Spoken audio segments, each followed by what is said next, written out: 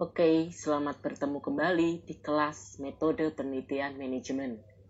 Ya, sebelum kalian lihat video ini untuk melanjutkannya, kalian bisa like, share, and comment serta subscribe channel YouTube saya karena nanti sampai akhir UAS kemungkinan kita tetap belajar menggunakan e-learning dan stay at home serta jaga kebersihan dan kesehatan.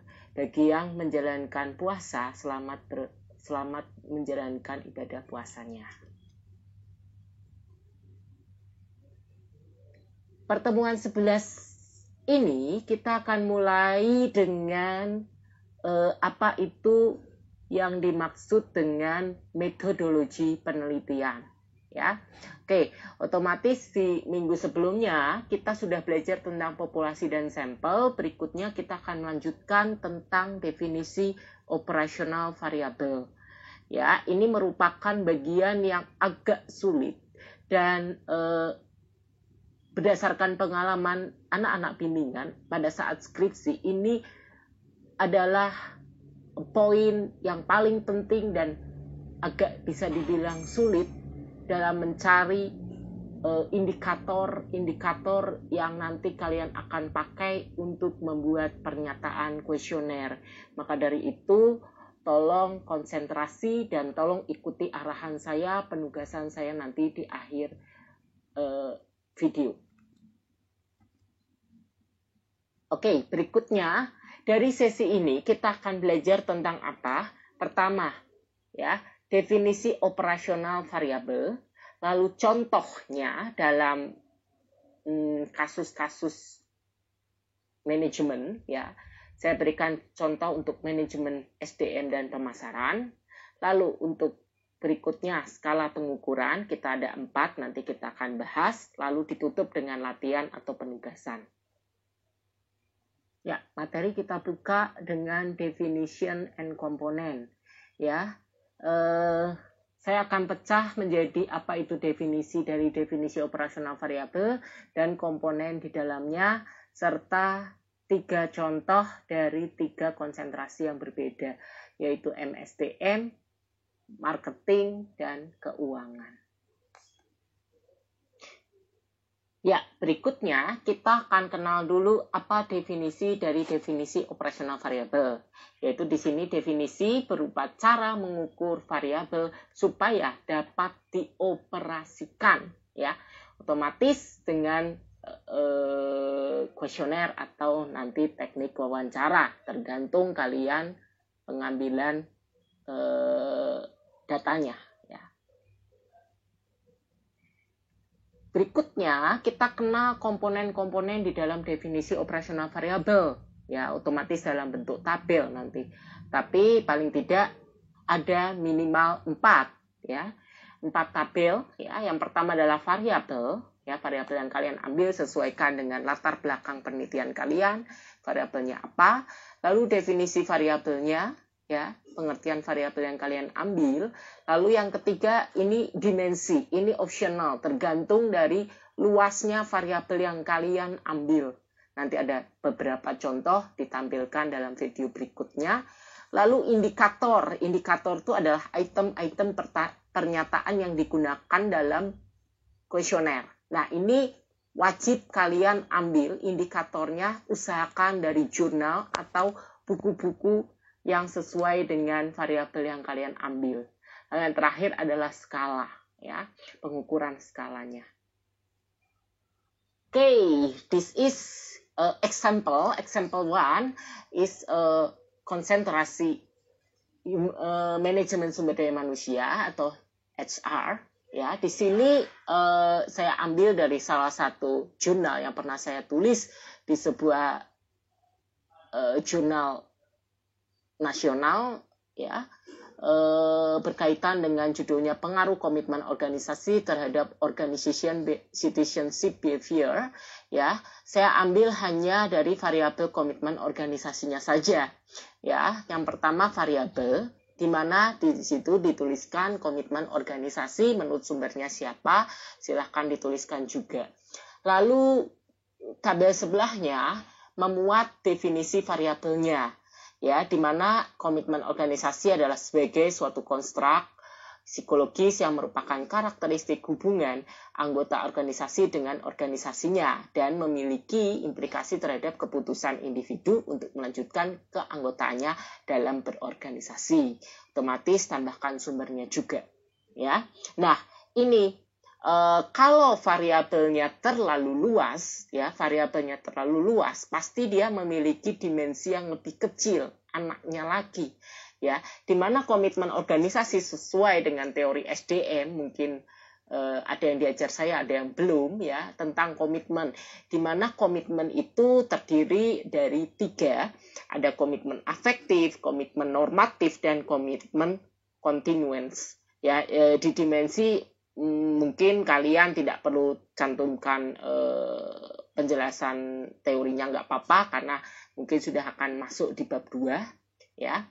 Yang terpenting berikutnya adalah kolom indikator. Ini sangat penting dalam penyusunan sebuah skripsi, ya.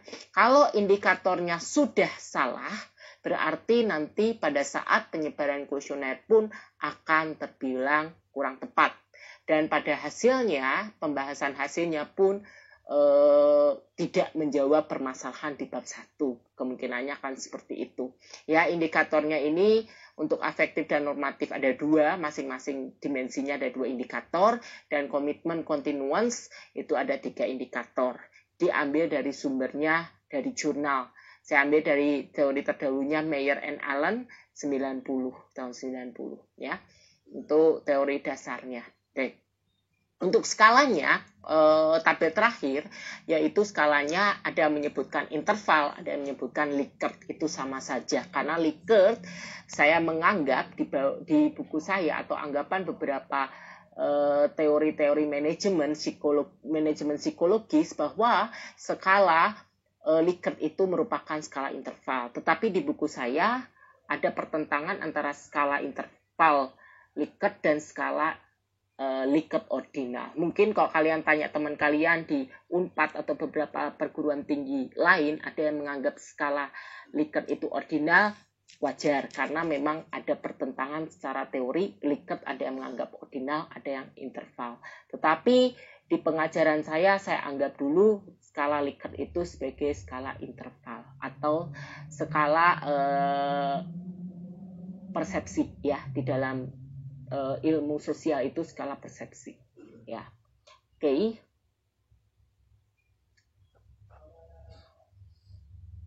Oke, berikutnya untuk contoh yang pemasaran atau studi marketing. Teman-teman yang studi marketing, saya ambilkan contoh tentang, kembali lagi ke jurnal saya, ya. Saya pernah meneliti di tahun 2017 tentang cafe atmosphere. Ini berangkat teorinya dari store atmosphere atau suasana toko, suasana kafe. Ya, di sini didefinisikan bahwa desain lingkungan melalui komunikasi visual, pencahayaan, warna, musik, dan wangi-wangian untuk merangsang respon emosional dan persepsi pelanggan, dan untuk mempengaruhi pelanggan dalam membeli barang. Ya, ada sumbernya juga dari jurnal otomatis, ya. Dimensi. Nah, ini juga ada dimensinya, teman-teman. Ya, karena cafe atmosphere atau store atmosphere ini memiliki beberapa komponen lagi.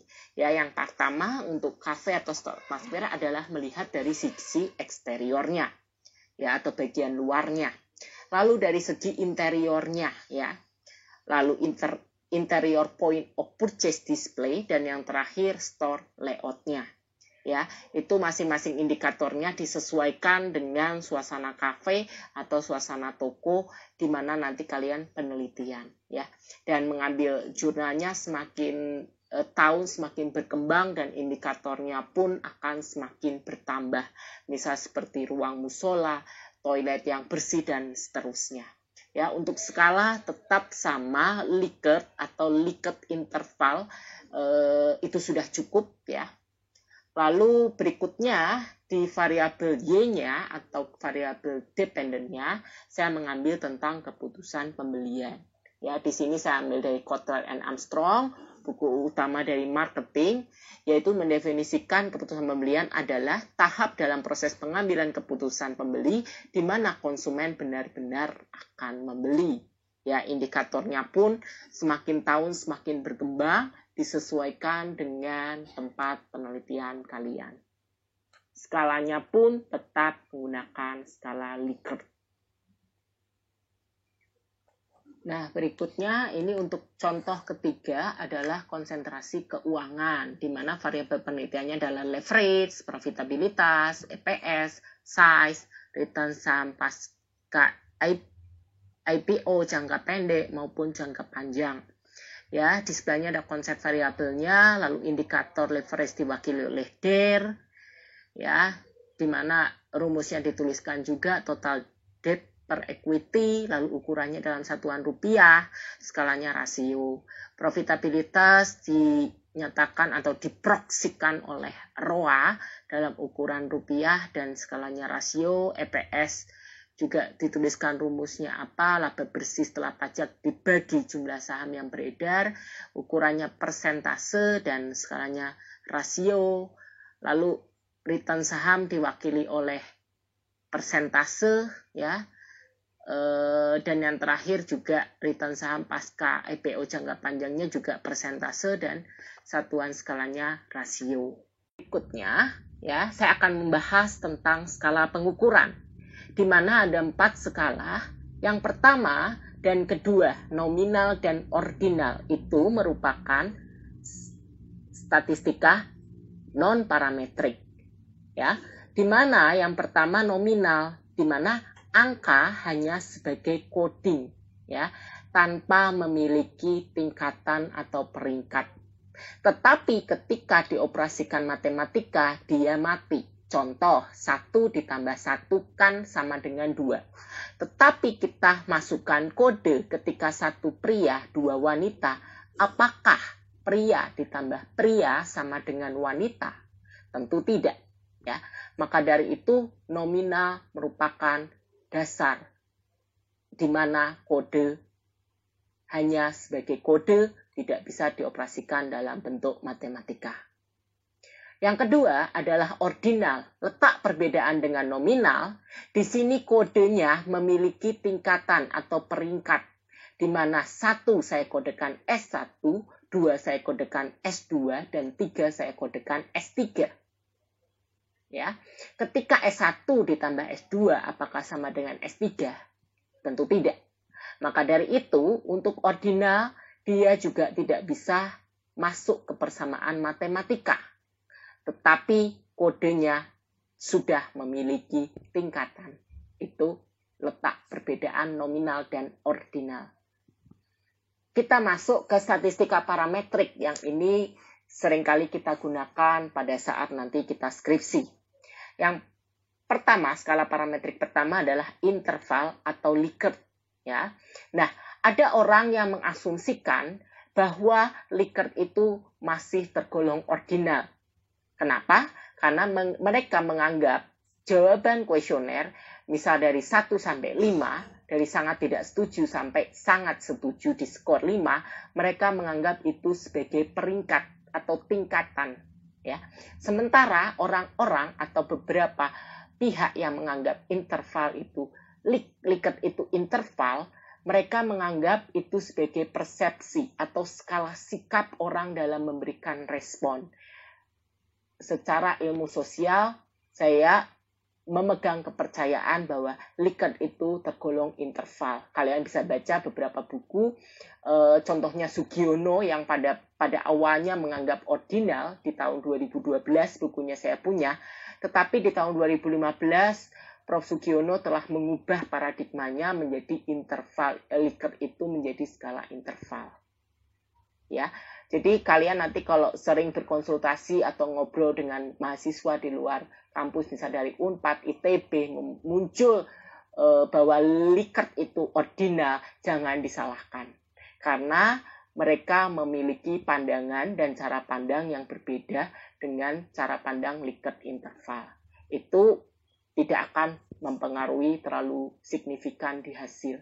Hasilnya kalau tidak berpengaruh, pakai skala Likert ordinal pun juga sama, tetap tidak berpengaruh.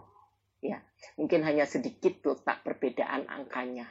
Jadi dengan perbedaan itu jangan sampai menyebabkan salah dalam berkomunikasi. Yang keempat adalah skala rasio, ya, di mana skala rasio ini nilai nolnya adalah mutlak. Ya, kalau tadi interval nolnya itu tidak mutlak. Contoh di interval adalah 0 itu masih memiliki arti. Contoh 0 sangat buruk, misal seperti itu. Atau 0 dalam skala satuan suhu udara di Asia dan Indonesia pada umumnya itu menganggap 0 derajat Celcius itu patokan bawah, ya. Tetapi di negara Eropa dia menggunakan Fahrenheit, itu memiliki, ketika dikonversi dia memiliki nilai 32 derajat, ya. Jadi nolnya masih memiliki arti.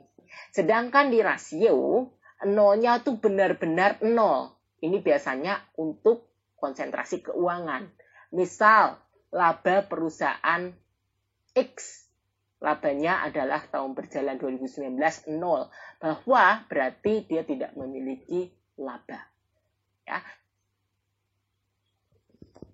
Berikutnya, di tahap terakhir saya akan berikan exercise atau sedikit tugas. Ya, tugasnya adalah buatlah definisi operasional variabel yang sesuai dengan variabel di latar belakang pendahuluan kalian. Ya.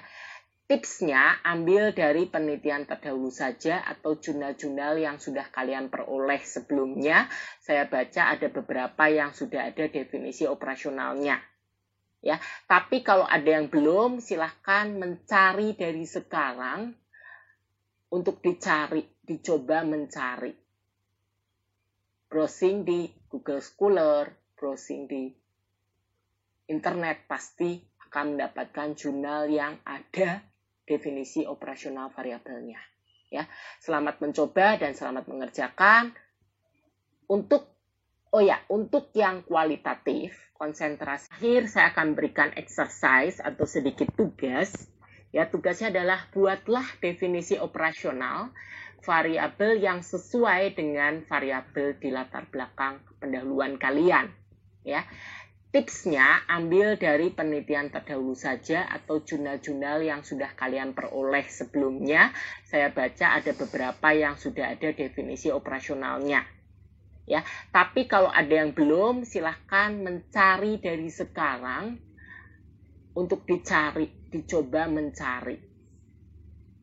Browsing di Google Scholar, browsing di internet, pasti akan mendapatkan jurnal yang ada definisi operasional variabelnya.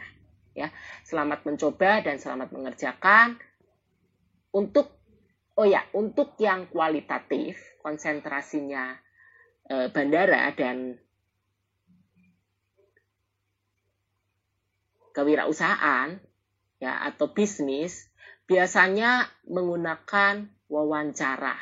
Nanti akan saya berikan sedikit template atau soft copy-nya dalam bentuk PDF. Bisa kalian lihat template-nya seperti apa. Lalu memang dibutuhkan banyak bahan, ya. Kalian siapkan tape recorder atau alat rekam. Lalu transkrip soalnya atau pertanyaan yang akan diajukan ke orang-orang yang dianggap ahli di tempat penelitian kalian menjadi narasumber. Ya, itu kekuatannya adalah kekuatan pertanyaan kalian seperti seorang polisi, ya, menangkap penjahat. Jadi kalian harus memberikan interogasi sampai kalian menemukan masalah yang sebenarnya serta mencoba memberikan solusi kepada perusahaan tersebut. Ya. Jadi informasi sedikit pun kalian gali lebih dalam dan pertanyakan lewat 5W1H. Konsep untuk kualitatif itu harus kuat di 5W1H. Seperti konsentrasi orang hukum, seperti konsentrasi orang psikologi dan bidang sosial yang membutuhkan kejelian jawaban. Ya, keakuratannya di sini di kualitatif juga harus diuji nanti, validitas dan reliabilitas orang dalam menjawab atau merespon pertanyaan harus diuji juga. Ya, jadi untuk yang kualitatif di masa sekarang mungkin kurang kondusif. Kalian bisa ambil aja dulu dari internet atau beberapa contoh jurnal. Transkrip pertanyaannya silahkan disiapkan. Jadi nanti begitu suasana sudah kondusif, nanti kalian bisa langsung terjun ke tempat penelitian untuk anak-anak bisnis maupun anak-anak bandara. Dan tibalah kita di slide terakhir, ya, slide ucapan terima kasih atas perhatian kalian semuanya. Dimanapun berada, tetap jaga kesehatan. Jangan lupa, kalau bisa subscribe juga boleh channel YouTube saya. Ya, semoga pengajaran ini bisa terus berlangsung dan tetap jaga kesehatan.